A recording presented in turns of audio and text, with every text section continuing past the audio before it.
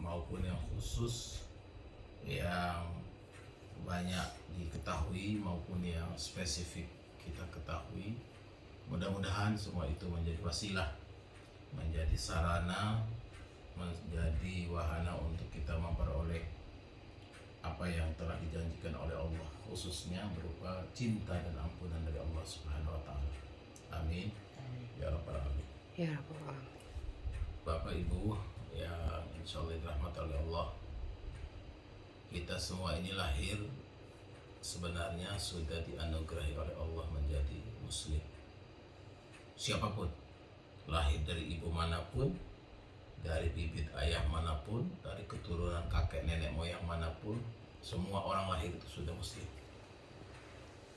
Karena memang kita ini sudah disyahadatkan oleh Allah sebelum kita lahir ke muka bumi. Kita sudah dibaiat, disumpah setia oleh Allah sebelum jadi orang, bahkan sebelum jadi orok. Karena kita sudah dibaiat oleh Allah itu sejak alam arwah. Maka sebuah hadis menjelaskan bahwa baiat kita itu seperti baiat yang terjadi di Arafah. Di surah ke-7 ayat 172 itu Allah Subhanahu wa taala menceritakan kepada kita,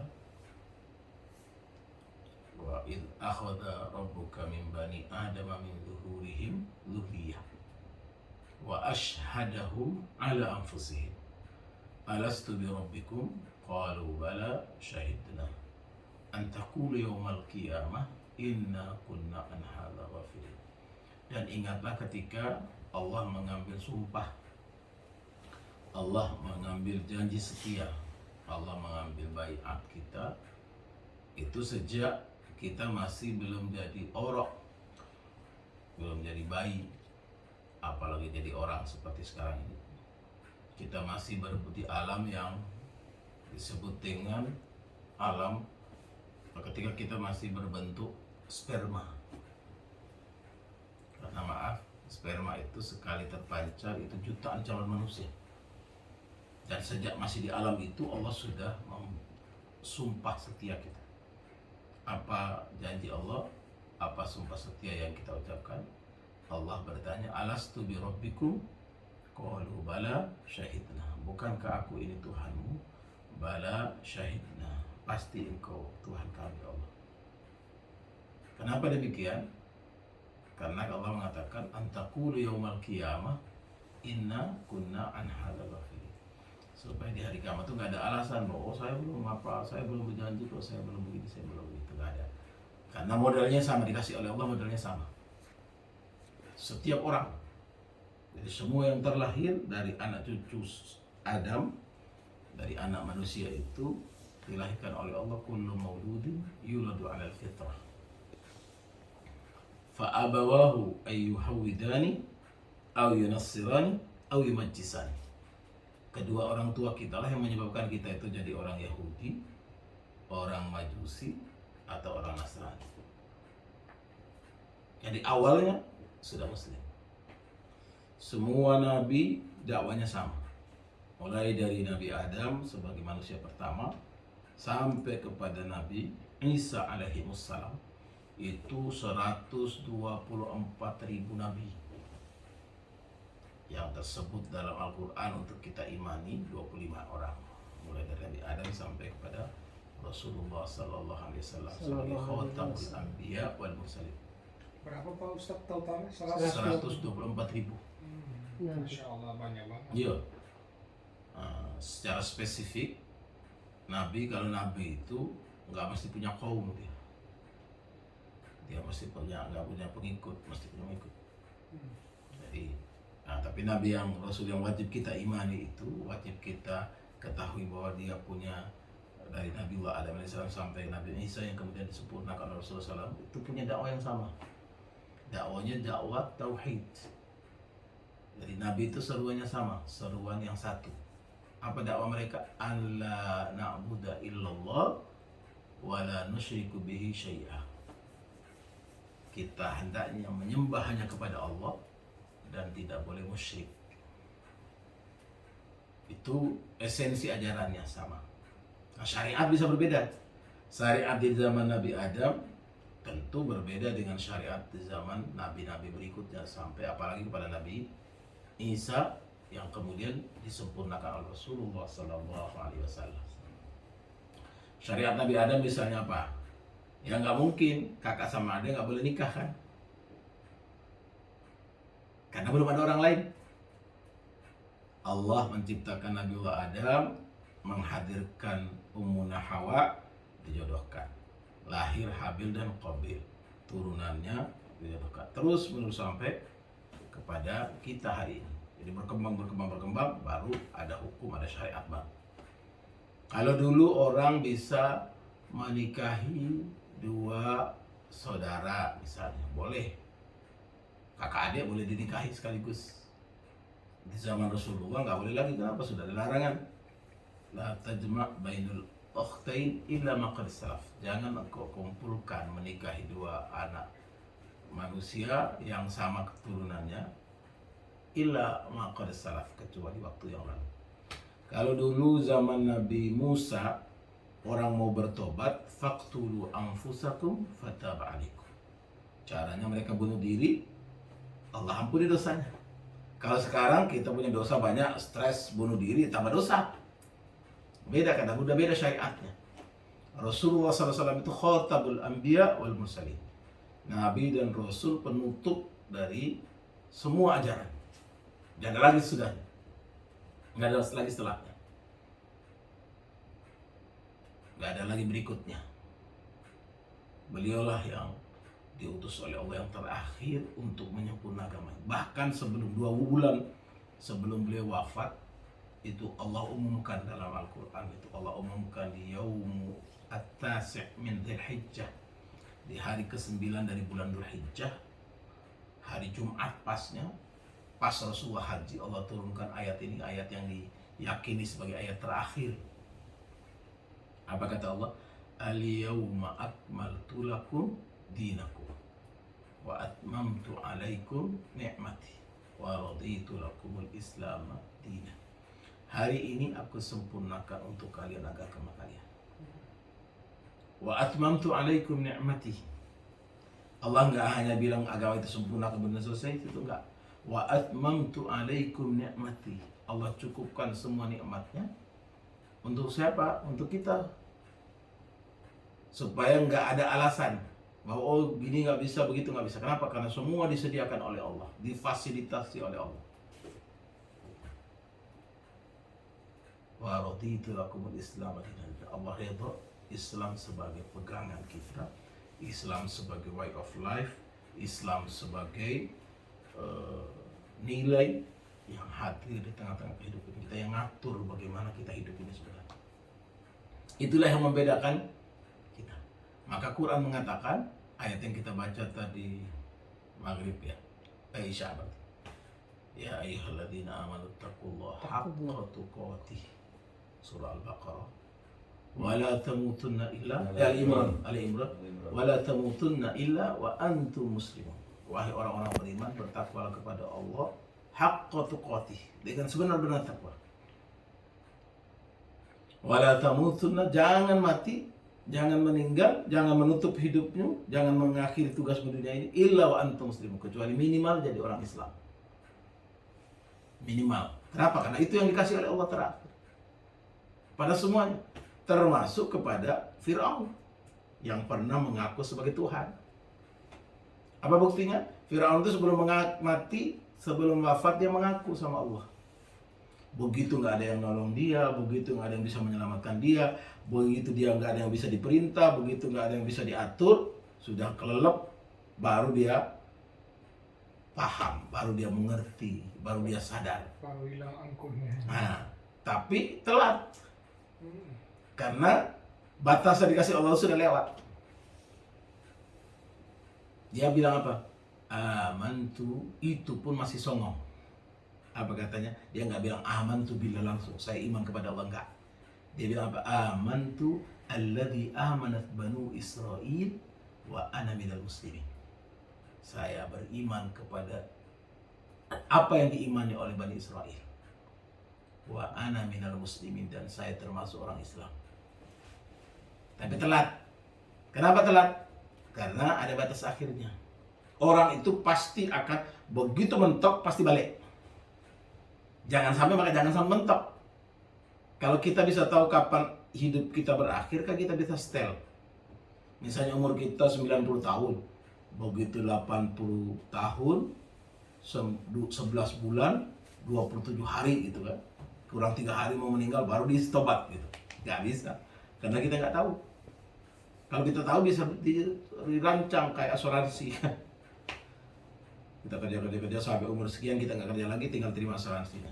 Nggak bisa. Tahu-tahu udah mati. Tahu-taunya belum siap, udah wassalam, innalillah, musibah. Makanya Allah ingatkan kita di Quran di surah As-Sajdah. Qul yawmal fathi la yanfa'u alladhina kafaru imanuhum wala hum yunzarun. Katakan yaumul fath. Apa itu al-fath? Hari dibukakan kesadaran. Hari dilepaskan semua yang menjadi gantungan kita selama ini. Yang punya jabatan, yang punya kedudukan, yang punya ini, yang punya itu, gak ada lagi yang bisa diandalkan. Itu berarti apa? Allah sudah buka. Dan begitu Allah buka itu berarti sudah gak ada lagi. Kata orang Bugis itu digagah harapan. Digagah harapan. Sudah close. Qul yawmal fathi la yanfa'ul ladzina kafaru imanuhum. Hari itu la yanfa'ul ladzina kafaru imanuhum. Tidak bermanfaat lagi atas orang-orang kafir iman mereka. Jadi percayanya itu udah selesai. Tapi kalau dia masih bisa, sekarang misalnya pagi dia sadar, sore dia meninggal, masih selamat. Atau siang dia sadar, sore dia meninggal, masih bisa. Atau menjelang sore dia meninggal, masih bisa. Tapi kalau sudah lewat di sini, udah nggak bisa lagi. La yanfa'ul ladzina kafaru, tidak bermanfaat lagi bagi orang-orang yang tidak beriman, yang ngeyel, yang ngerengkang, kata orang peminang, yang sudah nggak ada harapan lagi. La yanfa'ul ladzina kafaru, tidak berharap, tidak berfaedah lagi orang imannya orang-orang kafir, wala hum yunzarun, dan nggak dikasih tempo lagi, udah habis, udah selesai. Nanti dia begitu dia lepas semua, yang dilihat apa? Rabbana absarna wa sami'na farji'na na'mal salihah inna mungkin. Ya Allah, kami tahu ternyata gak ada apa-apanya. Ternyata neraka itu ada, surga itu ada. Ya Allah, farji'na na'mal salihah. Kembalikan ke umur kami. Kembalikan kami untuk hidup. Inna mungkin. Sekarang kami yakin ya Allah. Tapi apa kata malaikat kepada kita? Udah, gak ada harapan lagi. Gak ada lagi waktu, gak ada lagi tempo. Bahwa Allah sudah menetapkan la amla anna jahannama minal jinnati wan nasi ajma'in. Allah sudah menetapkan bahwa yang benar sudah benar, yang gak benar udah gak benar, sudah selesai. Berarti kita kalau kita dalam alam barzakh ya. Ya. Jadi yang ini yang dimaksud ayat ini bukan tunggu barzakh. Gak mesti barzakh. Alam yang itu tadi dibuka oleh Allah. Apa yang selama kita anggap itu bahwa ternyata nggak ada gunanya. Apa yang selama membuat kita hidup nikmat, hidup asyik itu nggak ada gunanya. Jadi kemarin waktu kita ke Interlaken itu, saya bilang ya lihat bagaimana orang tidak beriman dengan yang beriman. Memandang hidup itu kan beda. Hatta dia Muslim, tapi kalau dia nggak beriman, ya memandang hidup juga biasa-biasa aja. Karena agama itu bagi dia mungkin ya karena orang tuanya, karena negerinya, karena wilayahnya, karena harus dia punya status misalnya, dan seterusnya. Maka ketika sampai kepada pokoknya, baru Allah kasih kita perbedaan. Bahwa jadi muslim itu anugerah, tapi jadi orang beriman itu pilihan. Jadi menjadi muslim itu anugerah, karena memang Allah kasih, given. Siapa saja dikasih oleh Allah. Mau yang bangsa ini, mau yang bangsa itu, mau yang suku ini, mau yang suku itu, semuanya dikasih oleh Allah sama. Kita dikasih pilihan. Kenapa dikasih pilihan? Karena semuanya sudah dikasih tahu. Inna hadainahu sabila imma syakira wa imma kafura. Sesungguhnya Allah memberi guidance, Allah memberi arahan, Allah memberi bimbingan. Kepada siapa? Kepada seluruh umat manusia. Kepada siapapun yang lahir ke muka bumi bahwa dia dianugerah oleh Allah Islam. Tetapi untuk meneruskan apakah dia mempertahankan Islamnya menjadi beriman atau dia mau coba yang lain dulu baru balik, itu urusan lain. Kata Allah dalam surah 18, surah Al-Kahf yang kita baca setiap malam Jumat. Surah 18, surah Al-Kahf kita baca setiap malam Jumat itu ayat ke-29-nya apa kata Allah? Wa qulil haqqu mir rabbikum faman syaa'a falyu'min wa man syaa'a falyakfur. Katakanlah bahwa yang hak, yang benar, yang mutlak, yang hakiki itu dari Allah. Jangan lagi ragu-ragu. Jangan lagi pilih-pilih, jangan lagi tanya-tanya. Faman syaa'a falyu'min wa man syaa'a falyakfur. Yang beriman monggo, yang kafir silahkan. Kenapa Allah kok nggak mesti maksa? Nggak ada paksaan. La ikraha fiddin, nggak ada paksaan. Kenapa nggak ada paksaan? Qad tabayyana rusdu minal ghayy. Karena yang hak itu jelas, yang batil jelas, yang lurus kelihatan, yang bengkok ketahuan. Berdoa, kita berdoa terus buat nenek. Ayahnya juga berdoa, ibunya juga berdoa. Berdoa untuk saudara kita, keluarga kita, siapapun dari kaum muslimin supaya apa? Bisa memilih jalan jadi orang beriman. Tapi jadi muslim itu sudah modal. Jadi muslim itu mudah modal. Kenapa? Karena Nabi pernah bersumpah bahwa kullu ummati dakhalal jannah illa man aba. Semua umatku pasti masuk surga kecuali yang enggak mau. Kecuali yang tidak mau. ya. Fama ya'ba ya Rasulullah. Sahabat nanya, siapa yang enggak mau itu ya Rasulullah? Kata Nabi, man ata'ani faqad dakhalal jannah wa man 'asani faqad aba. Siapa yang mau ikut polaku, yang mau ikut caraku, yang mau ikut modelku, yang mau ikut gaya hidupku, mau ikut tuntunanku, arahanku, ya itulah yang mau masuk surga. Wa man 'asani, tapi siapa yang ngeyel, siapa yang rengkang, siapa yang nggak mau, itulah yang nggak mau. Jadi pilihannya itu ada pada kita. Setelah Allah negeri beri anugerah, Allah beritahu ini lurus, ini bengkok, ini benar, ini salah, ini hak, ini batil, ini gelap, ini terang. Allah berikan sama kita pilihannya. Baru Allah bilang silakan mau pilih yang mana. Makanya di agama Islam itu disebut apa? La ikraha fiddin. Tapi kalau orang muslim tapi syirik misalnya masuk surga juga? Enggak. Kalau dia nggak tobat, enggak. Dia udah dikasih Islam, ternyata dia musyrik. Dia nggak tobat. Kenapa? Dosa syirik itu dosa yang tidak. Innallaha yaghfiru dzunub illa ayyushraka bihi. Kecuali yang syirik. Sampai kapan? Sampai dia mati. Kalau dia mau mati sebelum mati dia nggak syirik lagi, wah diampuni oleh Allah. Iya, dia syirik lagi atau ya. Itu di Allah ceritakan di ayat yang kita baca di rakaat pertama tadi. Jadi ada sekelompok orang sudah waktunya dia bosan bikin dosa, dia capek bikin maksiat, dia nggak tahu lagi mau ngapain. Sudah habis sudah. Habis sudah. Kenapa? Ini sudah maksiat. Orang maksiat itu ternyata bosan juga. Orang kafir itu bosan juga sampai kepada puncaknya kebosanan. Sampai kepada puncaknya dia nggak tahu mau bikin apa. Makanya kenapa banyak orang bunuh diri itu karena dia nggak tahu mau bikin apa lagi. Apalagi ketika di lingkungannya, di kehidupannya nggak ada apresiasi.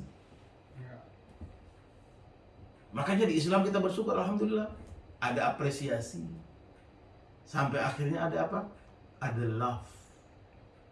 Kecerdasan tertinggi orang itu kan bukan kecerdasan intelektual, bukan terbatas sampai kecerdasan spiritual, tapi justru kecerdasan yang sekarang digaungkan adalah kecerdasan jaringan. Dan ujung dari kecerdasan jaringan itu love, mahabbah, cinta. Cinta itu apa? Cinta itu adalah saling mengasihi, saling menyayangi, saling menolong, saling menyelamatkan. Kenapa itu harus jadi akhir? Karena besok yauma yafirrul mar'u min akhi. wa ummihi wa abihi wa sahibatihi sahibatihi wa wa banihi banihi. likulli imri'in minhum yawma idzin sya'nu yughnihi. Hari itu yafirrul mar'u min akhi wa ummihi wa abihi wa sahibatihi wa banihi.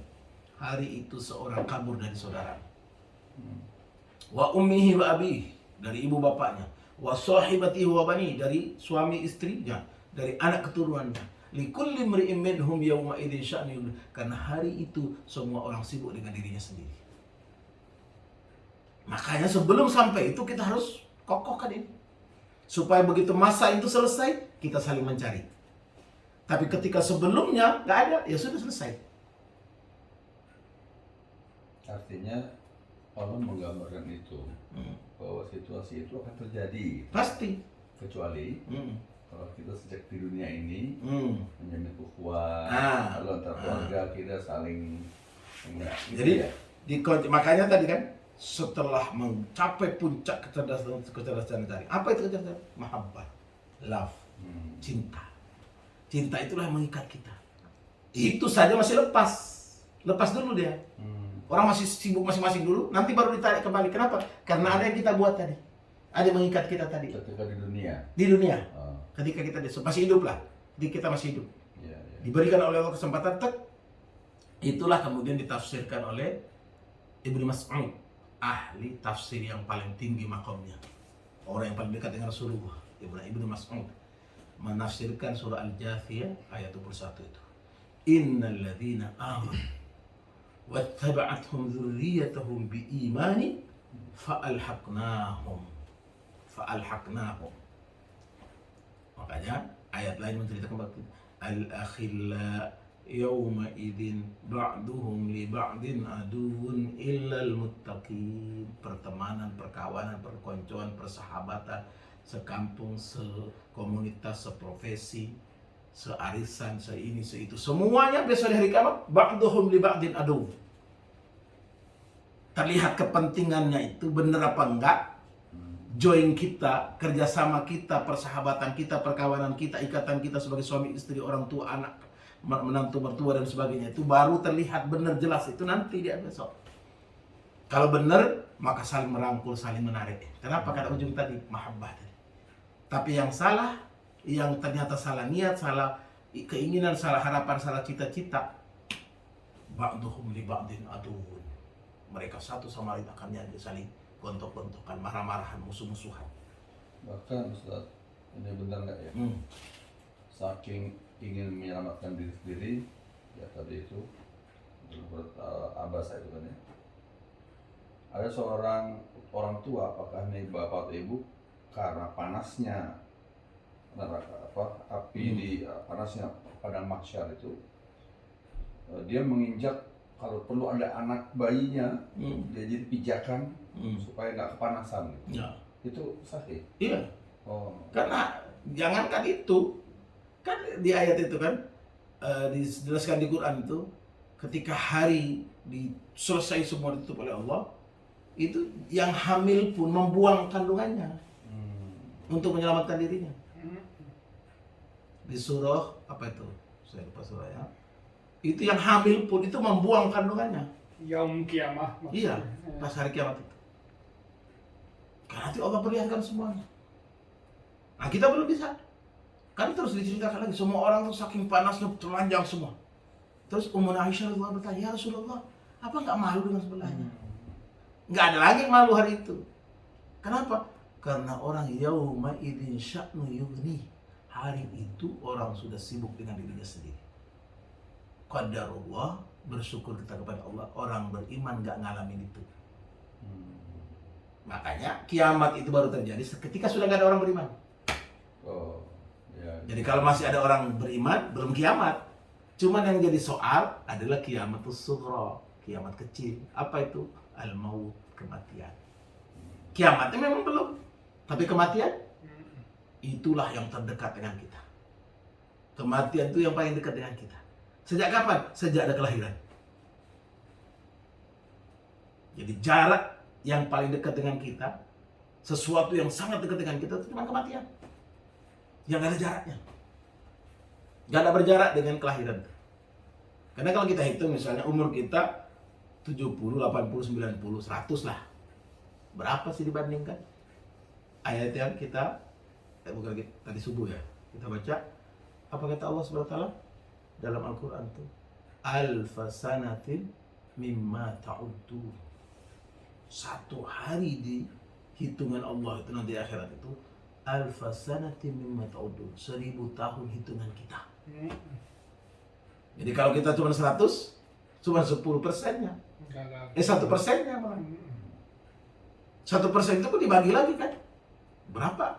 Tadi nggak ada sama sekali. Ya, 10%. Ya. Nah itulah. Apa mumpung masjidnya kita masih diselamatkan, suami istri masih diselamatkan, orang tua anak masih bisa selamatkan. Yang ikat kita cuma satu iman. Maka di surah Al-Jathiyah 21 itu dijelaskan innal ladzina amanu. Siapa sesungguhnya orang-orang beriman itu. Wattaba'athum dzurriyyatahum biimanin, ketika sudah diikuti oleh anak cucunya dengan syaratnya iman. Walaupun ayah kita, ibu kita, tapi kalau nggak beriman kita nggak bisa nolong, dia pun nggak bisa nolong kita. Tapi kalau sama-sama beriman, bahwa apa yang Allah berikan spesial. Apa spesialnya? Surga yang tertinggi dari keluarga kita, itulah kita ditempatkan.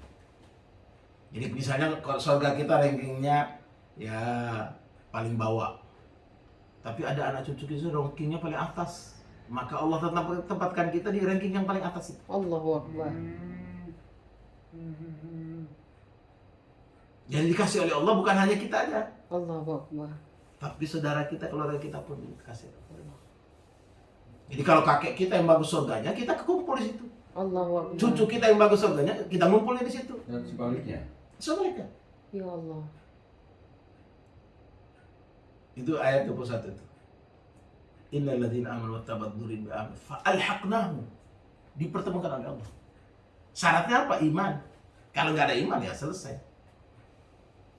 Kalau nggak ada iman, orang misalnya leluhurnya nggak ada iman, dia kan menarik kita ke neraka, atau kita yang beriman kita akan menarik beliau ke surga. Kita yang menarik. Kalau dia nggak ada iman nggak ketarik. Kalau nggak ada iman nggak Iya, ada. nggak Nggak ada iman, nggak ada Tapi dia tarikan. tidak menarik kita ke neraka. Enggak. Enggak. Oh. Nah, Ya. tapi ada yang ketarik itu, ada yang dimintai pertanggungjawaban itu ketika ada Kewajiban. mas'uliyah, ada tanggung jawab.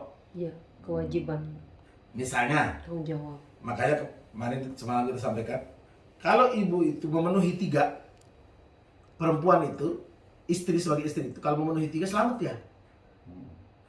Suaminya belum tentu selamat, istrinya udah selamat.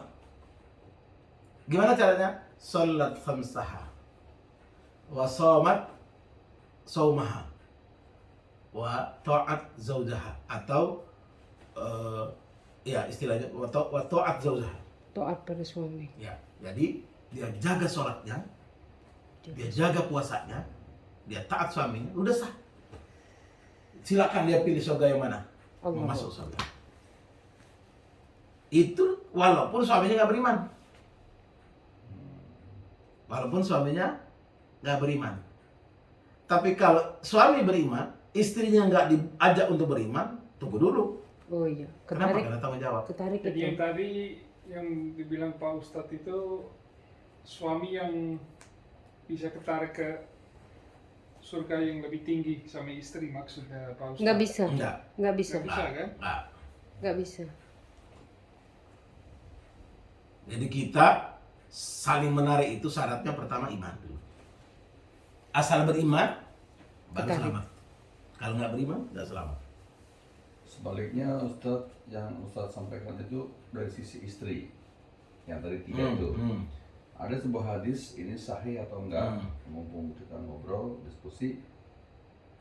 Hadis itu mengatakan bahwa tanggung jawab seorang suami itu atau seorang pria itu terhadap orang wanita di sekitarnya, pertama tanggung jawab terhadap istrinya, ibunya, saudara perempuannya, dan anak perempuannya. Ya, Iya, Pak. betul.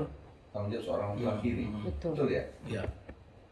Jadi artinya gini, contoh konkret aja, saya punya istri, Saya punya ibu, saya punya adik perempuan, Iya. kakak perempuan saya tidak punya. Saya punya anak perempuan. Iya. Itu tanggung jawab saya semua. Tanggung jawab. Iya. Iya. Tapi tanggung jawabnya dibagi. Pertama, Nah, dalam artian kalau istri tanggung jawabnya sampai mati. Kalau saudara perempuan tanggung jawabnya ketika Sampai dia dia sudah menikah. lepas, Sampai menikah. saudara perempuan. sudah berlepas, dia sudah menikah, Oke. lepas kita. Ijab kabul. Anak kita sampai dia menikah, Anak Iya. perempuan. ya, Sampai menikah ya. Oh. dilepas dia. Yang ikat terus kita, ya istri, Yang ikat terus. Iya. Ibu? ibu, ya. Nah, ibu pun terbatas. Ibu pun terbatas. Kenapa terbatas? Karena kalau ibu misalnya ibu kita tidak beriman, kita beriman, ibu kita nggak beriman, kita sudah berusaha tapi udah selesai putus. Oh. Warisan aja putus, apalagi Iya. Iya. soal Terus kalau akhirat. sama-sama Iya. beriman, jangan terus. Tapi kalau beriman, walaupun mungkin setengah hari dia beriman, 1 jam sebelumnya dia beriman, insya Allah diselamatkan oleh Allah. Kalau istri, suami udah bina, suami sudah didik, ternyata nggak bisa, baru lepas. Jadi kenapa? Makanya Allah kasih contoh di Quran untuk 4 perempuan. 2 perempuan baik, 2 perempuan buruk. Siapa perempuan baik dua-duanya? Wa Maryam binat Imran allati ahsanat farjaha. Ibunda Maryam. Siapa ibunda Maryam? Ibunya Nabi Isa. Apa indikatornya? Ahsanat farjaha. Belum pernah, jangankan kesentuh secara fisik, ketemu sama fisik aja Ketemu nggak pernah kulit kesentuh. aja. Apalagi naudzubillah berbuat maksiat. Ya.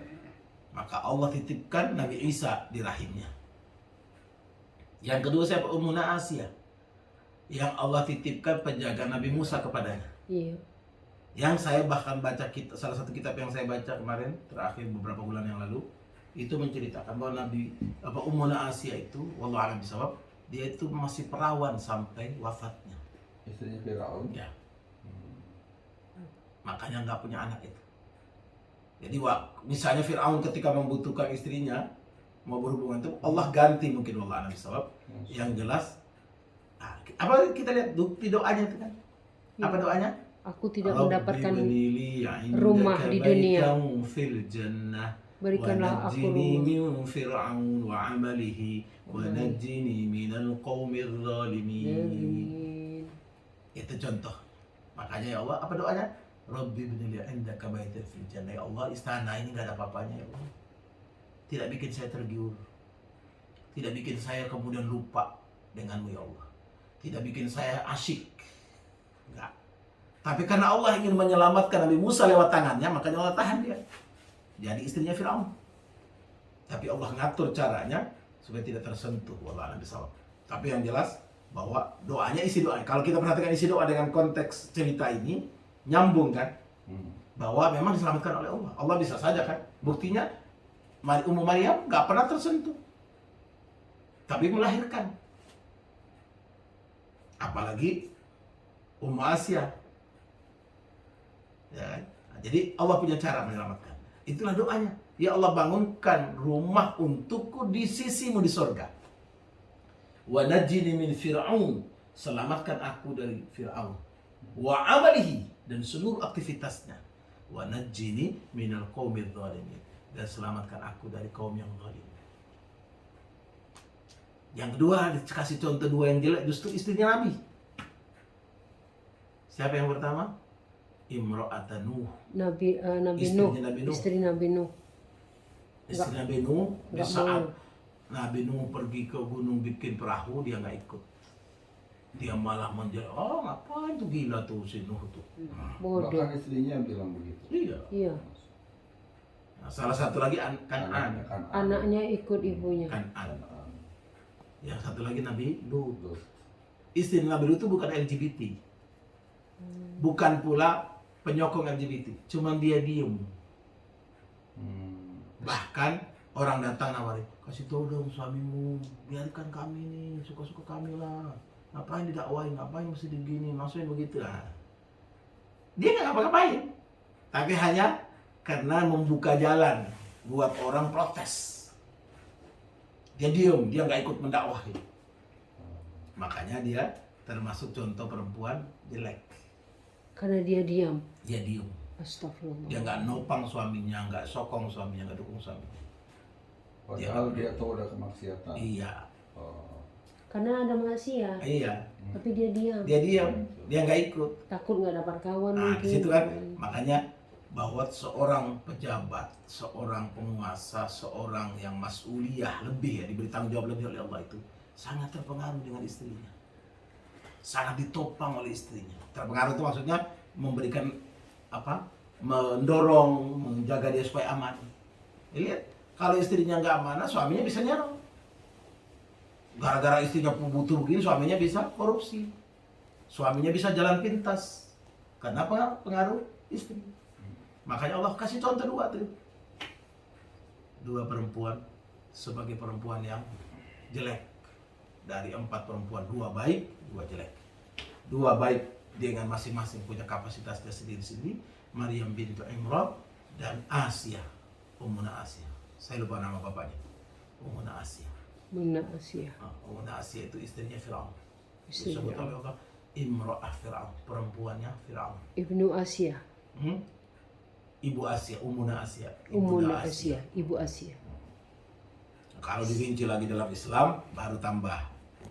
Jadi yang pertama Maryam, yang kedua Ummuna Asia, yang ketiga Ummuna Khadijah al-Kubra, istri Rasulullah, dan yang keempat anak beliau Fatimah, Az-Zahra. Siti Fatimah Zahra. Nah, 4 ini wanita mulia.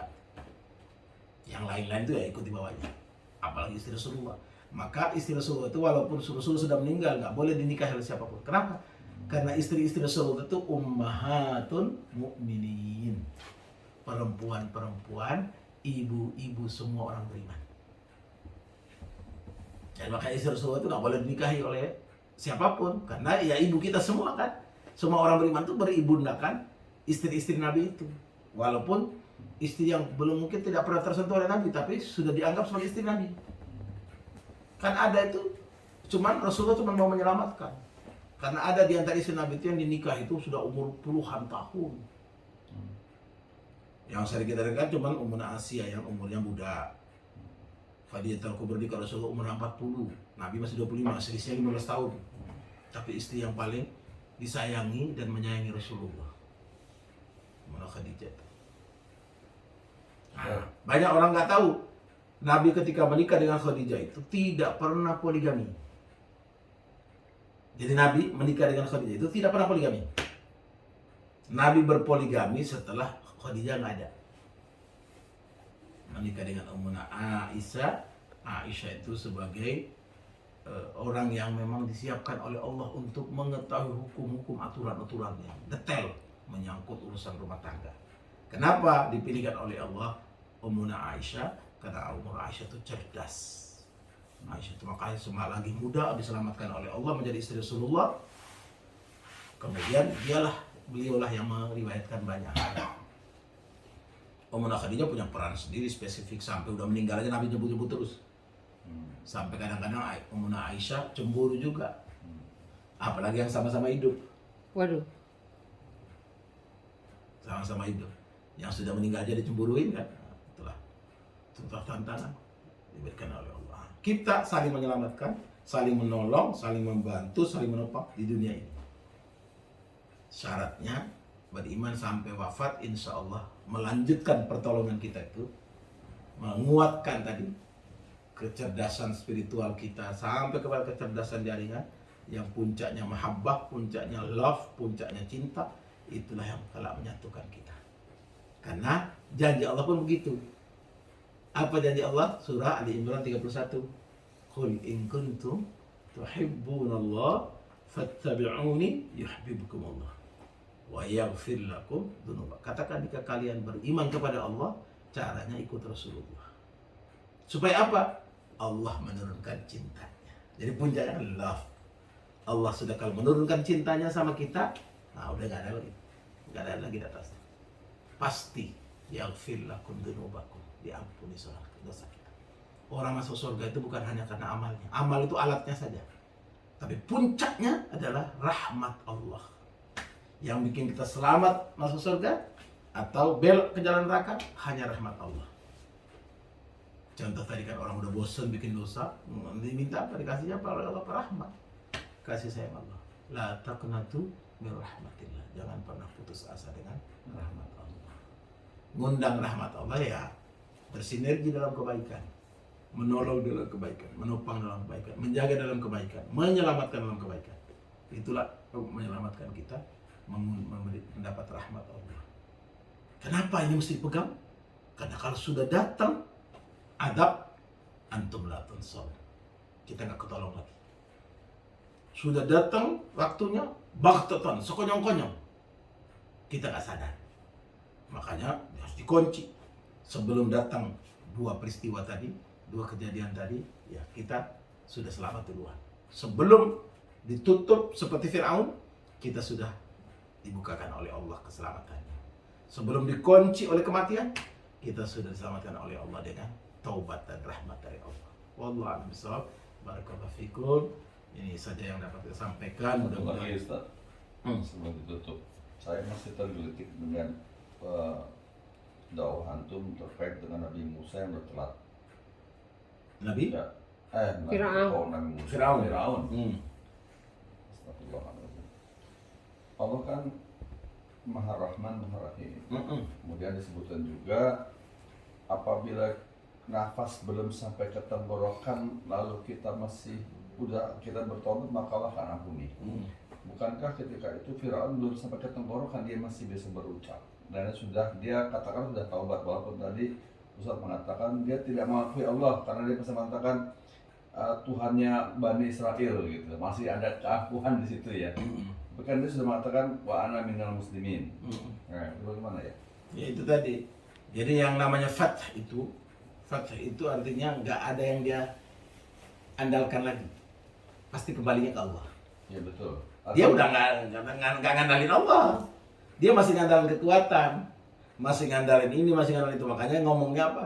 Amantu alladzi amanat Banu Israil. Itu pun sudah malaikat sudah marah, Jibril sudah marah, dilemparin pasir di mulut, biar nggak ngomong gitu. Jadi dia ngomong itu setelah nggak ada lagi. Jadi masanya adalah la yunzarun, nggak dikasih tempo. Orang dikasih tempo itu ketika masih bisa. Udah telat banget. Kalau Firaun itu udah telat. Lalu kalau konteksnya dengan umatnya sekarang ini, apabila dia bertaubat sebelum dicabut nyawa, Iya. apa bedanya dengan konteksnya Fir'aun? Ketika yang sekarang ini misalnya dia bertaubat, dia taubatan nasuha, lalu dia sempat mengucap minimal kalimat tauhid, ketika sebelum ajal dicabut itu bagaimana? Kan beda perilaku. Enggak? Firaun itu pernah mengaku sebagai Tuhan. Dia kan semaksiat kan nggak pernah ngaku sebagai Tuhan. Iya. Makanya orang Islam itu kalau dia buat dosa, dia nggak dihukumi kafir. Dia hanya dihukumi pendosa. Melanggar. Masih ada kesempatan dia lagi. Dia nggak dihukumi kafir. Orang tuh dihukum kafir itu sudah menganggap sholat sudah nggak wajib. Dia nggak sholat, tapi nggak menganggap sholat itu masih wajib. Cuma dia nggak sholat. Kenapa? Karena lalai, karena males, karena menganggap nggak penting. Tapi dia masih bilang sholat itu wajib. Dia nggak kafir, dia cuma maksiat. Dia cuma durhaka sama Allah. Masih ada kesempatan dia bertobat. Ya, berdosa aja ya jatuhnya. Hah? Jatuhnya berdosa saja. Iya, berdosa. Ya. Jadi orang muslimah nggak pakai jilbab, tapi dia yakin bahwa jilbab itu wajib, dia masih berdosa. Tapi kalau menganggap jilbab itu tidak wajib, dia sudah kafir. Kena dia itu. Makanya kenapa para ulama-ulama itu mentahdir Pak Quraisy itu karena menganggap jilbab tidak wajib. Makanya ulama, apalagi yang muda-muda kan, wah ini ya seperti keliru Pak Quraisy dalam hal ini. Karena menganggap jilbabnya nggak wajib. Tapi alhamdulillah anaknya, kalau kita berdoa lah mudah-mudahan anaknya satu lagi bisa. Dia boleh tidak berjilbab, ya itu pilihan dia kan. Tapi nggak boleh menganggap jilbab tidak wajib. Gitu. Memang banyak yang bilang seperti itu di sini. Ya. Yang Nggak mungkin boleh. baik hati walaupun nggak berhijab. Ya itu tadi kalau ukurannya pakai perasaan. Nih maaf saya kasih contohnya agak serem kan. Kalau itu ukuran yang penting hati kita baik, ya nggak belum tentu. Orang bilang hati baik. Misalnya contoh, kita menganggap mati dulu. Apa itu? Tutup. Mati dulu ininya. Iya. Apa? Jadi kita misalnya menganggap begini, semua agama itu benar.